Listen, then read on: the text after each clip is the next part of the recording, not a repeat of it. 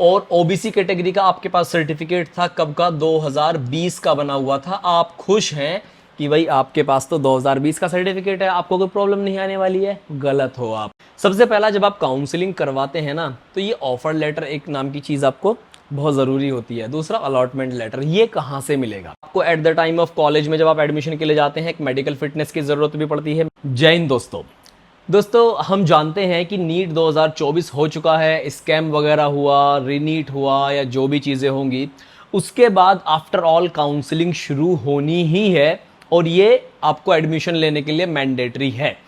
Counselling करवाने के लिए बहुत सारे डॉक्यूमेंट्स हैं जो ज़रूरी हैं आपको at the time of counselling, at the time of admission आपको दिखाने ज़रूरी होते हैं। उनका फिजिकल वेरिफिकेशन ज़रूरी होता है। तो ये वीडियो आपके लिए बहुत ज़्यादा इंपॉर्टेंट है क्योंकि इस वीडियो में मैंने आपको डिटेल में बताने वाला हूं कि क्या डॉक्यूमेंट्स आपके लगेंगे आयुष काउंसलिंग के लिए। चाहे आप स्टेट काउंसलिंग कराएं, चाहे आप AA CCC यानी कि ऑल इंडिया आयुष काउंसलिंग करवाएं। वीडियो को आखिर तक जरूर देखिएगा। बताना शुरू करता हूं वीडियो में क्या क्या डॉक्यूमेंट्स हमारे रिक्वायर्ड हैं।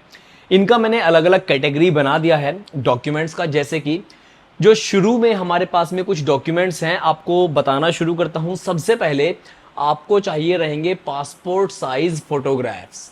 मतलब कि जब आप ऑनलाइन फॉर्म फिल करते हैं उस टाइम पर भी आपको एक फ़ोटो चाहिए रहेगी पासपोर्ट साइज़ फ़ोटो की। और आपको जब आप फिजिकल वेरिफिकेशन के लिए जाएंगे वहां पर भी आपके पास में सेम फोटोग्राफ होनी चाहिए।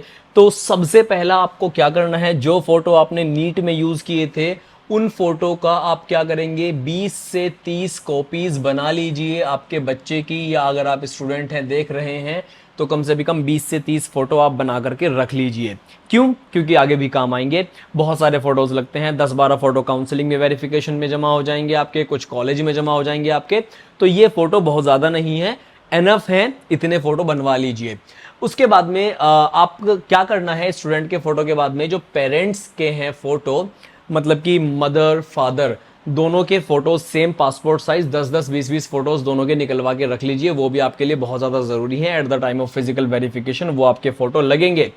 साथ ही में आपको क्या करना है, एक पेपर पे आपका राइट थंब ऐसे अपना इंप्रेशन देना है राइट थंब का, और नीचे लिख देना है राइट, और उसको स्कैन कर लेना है। ऐसे ही लेफ्ट थंब स्कैन करके रख लेना है।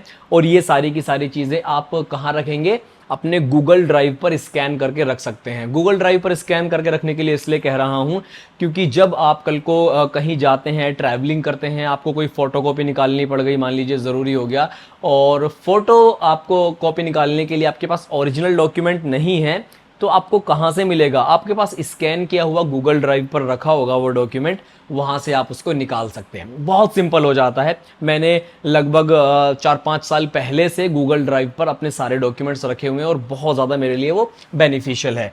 तो आपको अपने थंब इंप्रेशन भी स्कैन करके गूगल ड्राइव पर रख लेने हैं। साथ ही में आपके जो सिग्नेचर हैं आपको वो भी साइन कर रहे हैं और रख लेने हैं गूगल ड्राइव पर। ये तो फोटोग्राफ की बात हो गई, साइन और थंब इंप्रेशन की बात हो गई। और भी बहुत सारे डॉक्यूमेंट्स हैं। अगर आप ये नहीं जानेंगे कि कितने डॉक्यूमेंट्स मैंडेटरी हैं तो शायद आपको काउंसलिंग करवाने में समस्या आ सकती है। पिछली बार कुछ बच्चों का एडमिशन सिर्फ इस बात को लेकर रह गया था कि उनके डॉक्यूमेंट्स टाइम पर कंप्लीट नहीं थे, डेट निकल गई थी। अब यहाँ पर इस कैटेगरी में जो हमारे पास में डॉक्यूमेंट्स हैं ये हैं मार्कशीट या फिर सर्टिफिकेट की कैटेगरी। अब क्या है यहाँ पर देखना आपके लिए बहुत ज़्यादा ज़रूरी है कि आपके पास में 10th क्लास आपने पास की होगी, उसकी मार्कशीट होनी चाहिए। 10th क्लास आपने पास की है, पास किया है, उसका आपके पास में पासिंग सर्टिफिकेट होना चाहिए।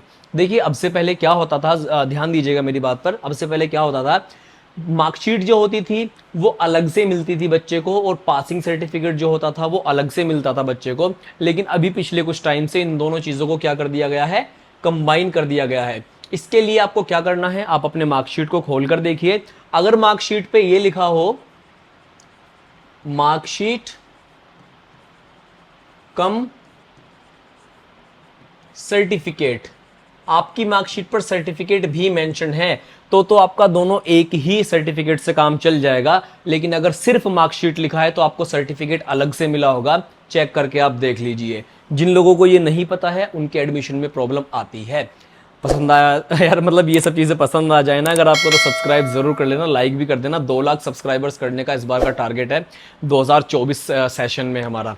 इसके बाद में 10th क्लास का मार्कशीट, अगेन अगर आपके पास में चेक करके देख लीजिए सिर्फ मार्कशीट है या उस पर सर्टिफिकेट भी लिखा है, सर्टिफिकेट नहीं लिखा तो अलग से पासिंग सर्टिफिकेट आपको 12th क्लास का भी मिला होगा, वो आपको लगाना पड़ेगा। उसके बाद में क्या है, हमारे पास में होना चाहिए माइग्रेशन सर्टिफिकेट। माइग्रेशन सर्टिफिकेट हर बार कंपलसरी मैंडेटरी नहीं होता है। इस बार जब एडमिशन शुरू होंगे उस टाइम पर हम बता पाएंगे कि इस बार किस स्टेट में माइग्रेशन मैंडेटरी है, किस स्टेट में मैंडेटरी नहीं है, क्योंकि बहुत सारे बोर्ड माइग्रेशन सर्टिफिकेट को इशू ही नहीं करते हैं। जो इशू नहीं करते हैं उनके लिए मैंडेटरी नहीं होगा। तो माइग्रेशन सर्टिफिकेट हो गया। उसके बाद जब आप कॉलेज में जाएंगे अपना एडमिशन लेने के लिए तो आपके पास में स्कूल लिविंग सर्टिफिकेट जो आप 12th करके आए हो वो होना चाहिए। ट्रांसफर सर्टिफिकेट आपके पास में ये होना चाहिए, मैंडेटरी है, बहुत ज़्यादा ज़रूरी है। अब क्या होता है, बहुत से लोग ऐसे होते हैं, मान लीजिए उन्होंने 12th तो पहले ही कर लिया था, 12th के बाद उन्होंने बीएससी या कोई ग्रेजुएशन या कोई डिप्लोमा कर लिया, उसके बाद वो क्या करने वाले हैं, नीट देकर बीएएमएस करने वाले हैं। उनका जो स्कूल लिविंग सर्टिफिकेट था या जो उनका टीसी था, ट्रांसफर सर्टिफिकेट था, वो तो इस बीएससी के कॉलेज में जमा हो गया। अब वो ये सर्टिफिकेट कहाँ से लाएंगे? तो उनके लिए सिंपल इतना करना है, आप अपने स्कूल में जाइए जहाँ से आपने 12th किया था, एक एप्लीकेशन लिखिए कि आपको आपका एक डुप्लीकेट ट्रांसफ़र सर्टिफिकेट की ज़रूरत है, आपको वो चाहिए। वो आपको डुप्लीकेट ट्रांसफ़र सर्टिफिकेट जो है बना करके दे देंगे। कुछ स्कूल हो सकता है इसके लिए 100, 200, 500 रुपये ले सकते हैं, वरना ज़्यादातर स्कूल्स में ये फ्री में करके दिया जाता है। तो आप ये अपना ट्रांसफ़र सर्टिफिकेट स्कूल से बनवा सकते हैं। माइग्रेशन भी अगर आपने जमा कर दिया है, स्पेशली मैं बता दूं उन स्टूडेंट्स को, एक इतने कमाल की बात आपको बताता हूं, अगर आप ये माइग्रेशन, ये 10th 12th की मार्कशीट अगर आपको चाहिए ना, आपकी नहीं मिल रही है, खो गई, अगर आप सीबीएसई या आईसीएसई बोर्ड से हैं तो आप ऑनलाइन डुप्लीकेट डुप्लीकेट डॉक्यूमेंट करके एक वेबसाइट है सीबीएसई का और आईसीएसई का, वहाँ जा करके आप इन सारे डॉक्यूमेंट्स को ऑर्डर कर सकते हैं। 10th की मार्कशीट, 12th की मार्कशीट, माइग्रेशन सर्टिफिकेट, ये पासिंग सर्टिफिकेट, ये सब कुछ आपको उधर मिल जाएगा, जाकर ऑर्डर कर लो। तो ये कुछ हो गए सर्टिफिकेट्स और मार्कशीट के वगैरह के बारे में बात। Now let's talk about some really really really important documents जो नीट से रिलेटेड है। मतलब कि कैसे ज़रूरी है ये, नीट से रिलेटेड है। जैसे कि आपके पास में एडमिट कार्ड होना मैंडेटरी है। अब सब लोग बोलेंगे कि सर हमारा एडमिट कार्ड तो जो था वहाँ जब हम एग्ज़ाम देने के लिए गए तो उन्होंने सबमिट कर लिया, वो तो जमा हो गया, वो तो हमारे पास में नहीं है। एडमिट कार्ड कहाँ से लाएंगे?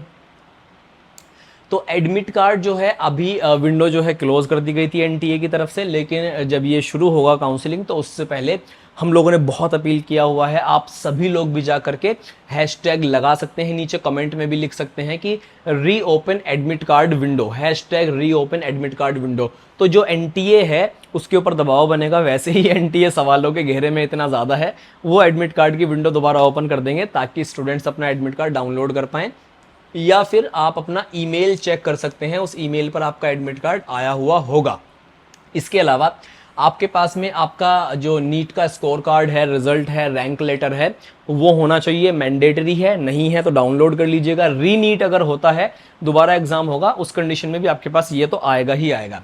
फिर उसके बाद में यहाँ पर हमारे पास में दो ऐसे डॉक्यूमेंट हैं जो बहुत ज़्यादा ज़रूरी हैं। सबसे पहला, जब आप काउंसलिंग करवाते हैं ना तो ये ऑफर लेटर एक नाम की चीज़ आपको बहुत ज़रूरी होती है। दूसरा अलॉटमेंट लेटर, ये कहाँ से मिलेगा? देखिए, मान लीजिए आप यूपी स्टेट की काउंसलिंग करवा रहे हो, एग्जाम्पल के तौर पर बताता हूँ, ऑलमोस्ट सब जगह लेकिन ऐसा ही होता है। तो क्या होगा, जब मान लीजिए आपके मार्क्स हैं 350 और आपको प्राइवेट कॉलेज में काउंसलिंग करवानी है, 350 मार्क्स पर जो आपने कॉलेज फिल किया था वो आपको मिल गया, तो आपको चॉइस फिलिंग के बाद क्या होगा, एक ऑफर लेटर आएगा आपके अकाउंट में। बैंक अकाउंट की बात नहीं कर रहा हूं। जब आप काउंसलिंग के लिए रजिस्ट्रेशन करेंगे तो वेबसाइट पे आपका एक अकाउंट बन जाएगा जो आप लॉगिन करके देख सकते हैं।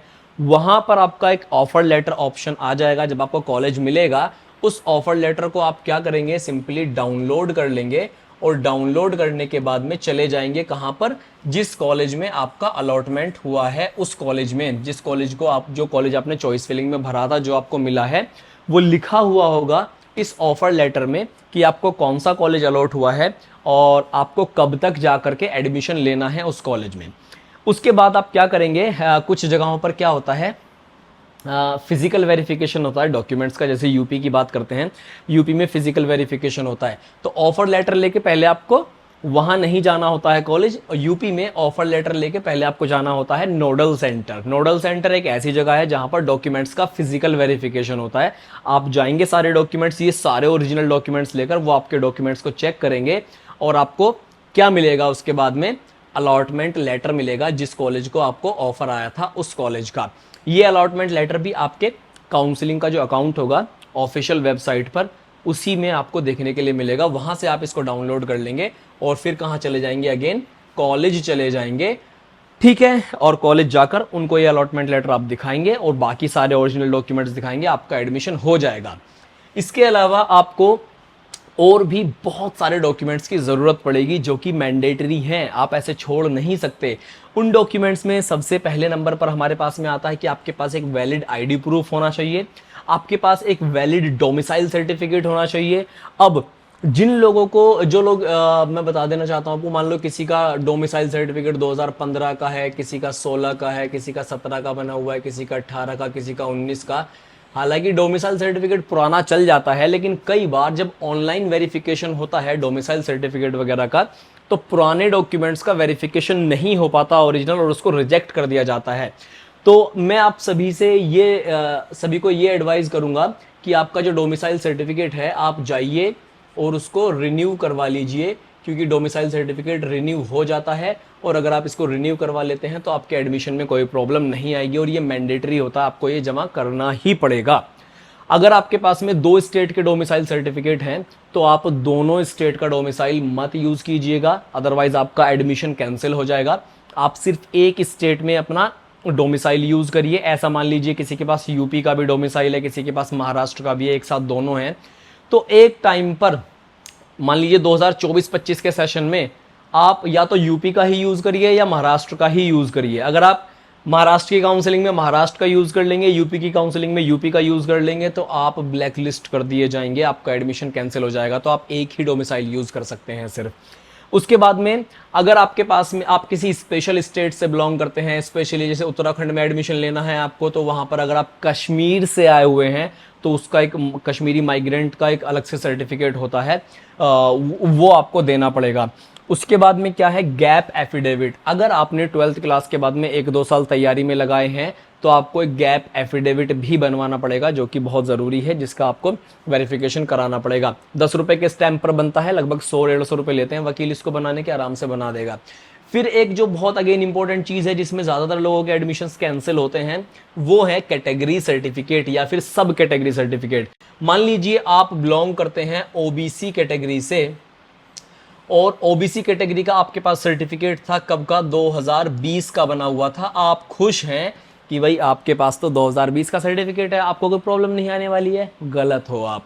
आपका ये जो 2020 का सर्टिफिकेट है ये वैलिड नहीं है। At the time of physical verification documents का, जब आपका फिजिकल वेरिफिकेशन है, ये आपका जो आपका ओबीसी सर्टिफिकेट है ये 6 मंथ से ज़्यादा ओल्ड नहीं होना चाहिए। अगर ये आपका 6 मंथ से ज़्यादा ओल्ड होगा तो आपका एडमिशन नहीं हो पाएगा, या फिर आपको ओबीसी का जो बेनिफिट है वो नहीं मिल पाएगा, आपका ये सर्टिफिकेट कैंसिल कर दिया जाएगा। तो आज के आज जाइए और इसको क्या करवा लीजिए, रिन्यू करवा लीजिए। मतलब कुछ लोग बोलेंगे सर हमारा तो 2024 में जनवरी-फरवरी का बना हुआ है, हमको क्या ज़रूरत है रिन्यू करवाने की। भैया 6वां-7वां महीना चल रहा है, काउंसलिंग जब तक शुरू होगी आपका 6 महीने से ज़्यादा पुराना हो चुका होगा, तो जाइए रिन्यू करवा लीजिए, बेनिफिट आपका ही है, मुझे कोई प्रॉब्लम नहीं है।